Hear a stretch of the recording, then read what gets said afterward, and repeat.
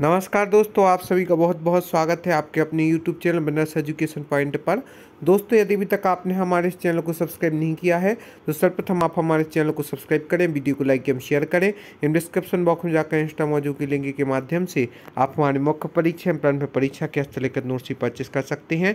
तो चलिए स्टार्ट करते हैं आज का हमारा वीडियो, जिसमें हम आपको बता रहे हैं कि जो MPPSC का पेपर 2 है उसमें हम आपको अर्थशास्त्र एवं समाजशास्त्र के महत्वपूर्ण IMP3 मार्कर क्वेश्चन से अवगत कराएंगे, जो कि आपकी प्रारंभिक परीक्षा, मुख्य परीक्षा एवं अन्य सभी प्रतियोगी परीक्षाओं के लिए भी उपयोगी हैं। चलिए स्टार्ट करते हैं आज की अर्थशास्त्र के महत्वपूर्ण प्रश्न। विनिवेशीकरण से आप क्या समझते हैं? इसमें किसी सार्वजनिक उपक्रम की हिस्सेदारी निजी क्षेत्र को बेची जाती है, जबकि नियंत्रण व प्रबंधन सरकार के पास होता है। इसकी अधिकतम सीमा कुल पूंजी का 49% होता है। विनिवेश 49% से कम हिस्सेदारी होती है। इस प्रकार से इसमें किसी सार्वजनिक उपक्रम की हिस्सेदारी निजी क्षेत्र को बेची जाती है, जबकि नियंत्रण व प्रबंधन सरकार के पास होता है। इसे विनिवेशीकरण कह लेते हैं। अब इसके बाद बात करें निजीकरण की। इसमें सरकार किसी उपक्रम की हिस्सेदारी के साथ नियंत्रण, प्रबंधन और संचालन का अधिकार भी बेच देती है। इसमें सरकार 51% से अधिक तक हिस्सेदारी प्रदान करती है। निजीकरण के क्षेत्र के अंतर्गत आता है। तीसरा है भारतीय अर्थव्यवस्था की वर्तमान 3 समस्याओं का उल्लेख करें, तो यह जरूर पूछा जाएगा। तो इसमें आपको लिखना सर्वप्रथम तो है कृषि का पिछड़ापन। आज भी कृषि के पिछड़ेपन के कारण भारतीय अर्थव्यवस्था में प्रमुख समस्या बनी हुई है। बढ़ती आर्थिक असमानता, अमीर और अमीर होते जा रहे हैं और गरीब दिन प्रतिदिन और गरीब होते जा रहे हैं। और तीसरा है बेरोजगारी और मुद्रास्फीति की अधिकता जो है वर्तमान में 3 समस्याएं हैं भारतीय अर्थव्यवस्था की। पहली कृषि का पिछड़ापन, दूसरा बढ़ती आर्थिक असमानता, तीसरी बेरोजगारी और मुद्रास्फीति की अधिकता। वित्त पूंजी किसी कंपनी की भौतिक परिसंपत्ति के विपरीत चल संपत्ति को वित्त पूंजी कहते हैं। किसी कंपनी की जो भौतिक परिसंपत्ति के विपरीत चल संपत्ति को वित्त पूंजी कहते हैं। वित्त पूंजी के अंतर्गत स्टॉक, गोल्ड, बॉन्ड आदि आते हैं। प्रतिवाही प्रवाह जो क्या कहलाता है, उसके पहले आपको बता दें अर्थव्यवस्था। अर्थव्यवस्था उन विभिन्न प्रणालियों और संगठनों का समूह है जो लोगों को आजीविका प्रदान करता है। एक देश में कृषि, उद्योग, परिवहन, बैंकिंग आदि के द्वारा लोग जीविका अर्जित करते हैं। तो अर्थव्यवस्था उन विभिन्न प्रणालियों और संगठनों का समूह है, सरल शब्दों में देखा जाए, जो लोगों को आजीविका प्रदान करता है। एक देश में कृषि, उद्योग, परिवहन, बैंकिंग आदि के द्वारा लोग आजीविका अर्जित करते हैं। अर्थव्यवस्था के कोर सेक्टर कौन कौन से हैं? तो आधारभूत क्षेत्र जैसे कोयला, कच्चा तेल, प्राकृतिक गैस, रिफाइनरी प्रोडक्ट, उर्वरक, स्टील, सीमेंट, विद्युत में सभी कोर सेक्टर के अंतर्गत आते हैं। इनका इंडेक्स ऑफ इंडस्ट्रियल प्रोडक्शन में 88% भाग होता है। आप हमें फेसबुक, यूट्यूब, इंस्टाग्राम, टेलीग्राम आदि के माध्यम से भी ज्वाइन कर सकते हैं। हमारे हस्तलिखित नोट 3 मार्कर बुक की PDF भी परचेस कर सकते हैं और कबीर पब्लिकेशन के द्वारा पुस्तक पब्लिश की गई है, आप मार्केट में भी इसे प्राप्त कर सकती हैं। अब हम बात करते हैं पूंजी निर्माण की। तो वह प्रक्रिया जिसके द्वारा किसी अर्थव्यवस्था में पूंजी स्टॉक में वृद्धि लाई जाती है उसे हम पूंजी निर्माण कहते हैं। चालू आय का कितना भाग चालू उपभोग पर व्यय नहीं होता है या कितना भाग बचाया जाता है, पूंजी निर्माण की आवश्यक दशा है। पर बचत अपने में स्वतः पूंजी निर्माण नहीं है। पूंजी निर्माण तब होता है जब बचत विनियोग में परिवर्तित हो।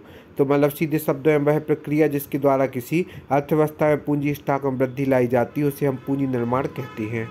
इसके बाद बात करते हैं निरपेक्ष गरीबी और सापेक्ष गरीबी में अंतर। तो इसको आप ऐसे डायग्राम के द्वारा भी देख सकते हैं, एक साइड निरपेक्ष, एक साइड सापेक्ष। निरपेक्ष गरीबी गंभीर अभाव की स्थिति है, जैसे बुनियादी मानवीय आवश्यकताएं जैसे कि भोजन, पेयजल, आवास, शिक्षा का अभाव निरपेक्ष गरीबी के अंतर्गत आता है। जबकि जो सापेक्ष गरीबी है समाज के औसत व्यक्ति की तुलना में किसी व्यक्ति की आय, खर्च तथा संपत्ति के अभाव की स्थिति जो है वह सापेक्ष गरीबी कहलाती है। निरपेक्ष गरीबी जो है अल्प विकसित और विकासशील देशों में पाई जाती है, जबकि सापेक्ष गरीबी विकसित देशों में पाई जाती है।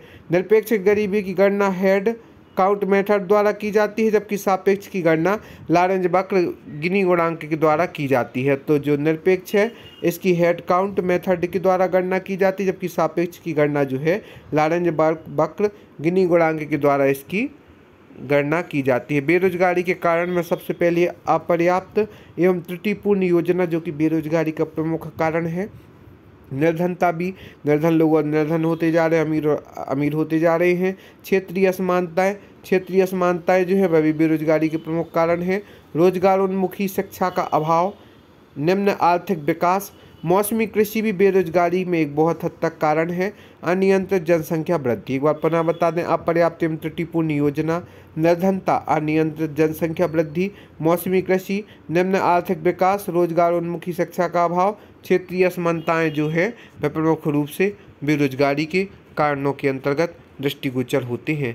इसके बाद हम आपको अब और महत्वपूर्ण प्रश्न बताएं जो कि इकोनॉमिक्स से रिलेटिव हैं और इकोनॉमिक्स से संबंधित हैं और जिनका अब बात करते हैं स्टॉक मार्केट की।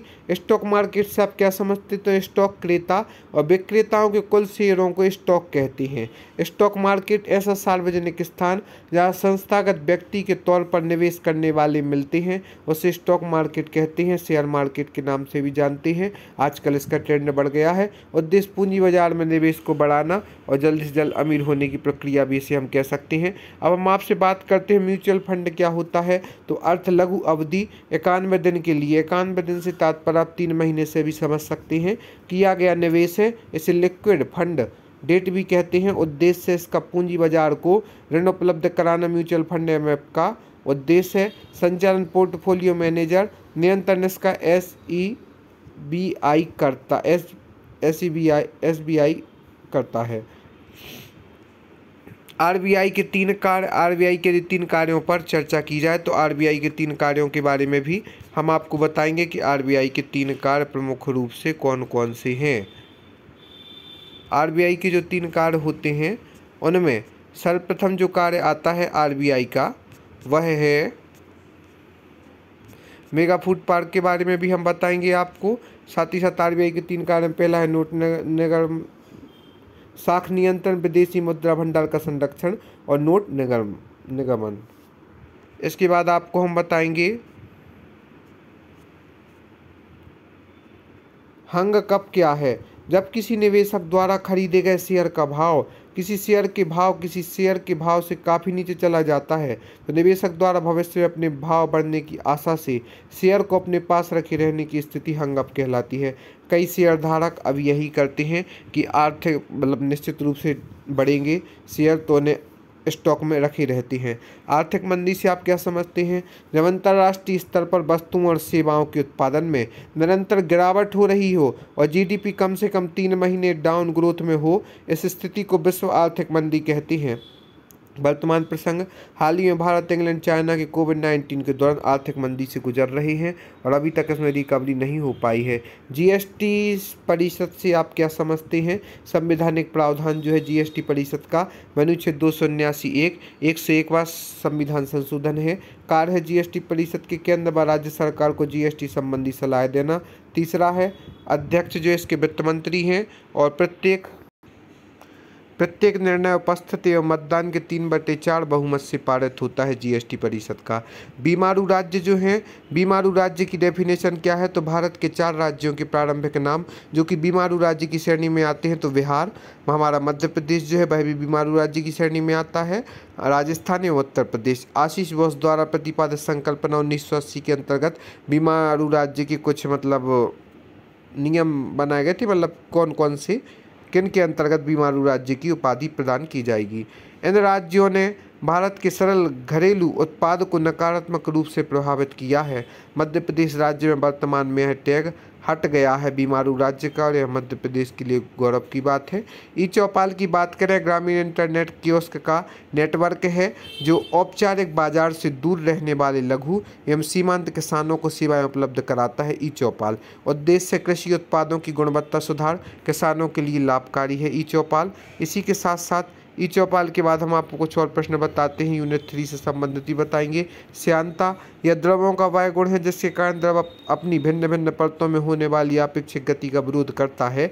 यह एक प्रकार का घर्षण बल है, यह गाढ़ापन कहलाती है। श्यानता जो है वह गाढ़ापन भी कहलाती है। इस प्रकार से पेपर 3 के भी हैंड रिटन नोट्स आप परचेस कर सकते हैं, पेपर 2 के भी आप हैंड रिटन नोट्स परचेस कर सकते हैं। तो आप सभी के लिए सुनहरा अवसर है जब आप हमारे हैंड रिटन नोट्स प्राप्त कर सकते हैं और व्यवस्थित रूप से इसकी तैयारी भी आप कर सकते हैं। और भी जो महत्वपूर्ण प्रश्न होंगे वह भी हम आपको बताएंगे।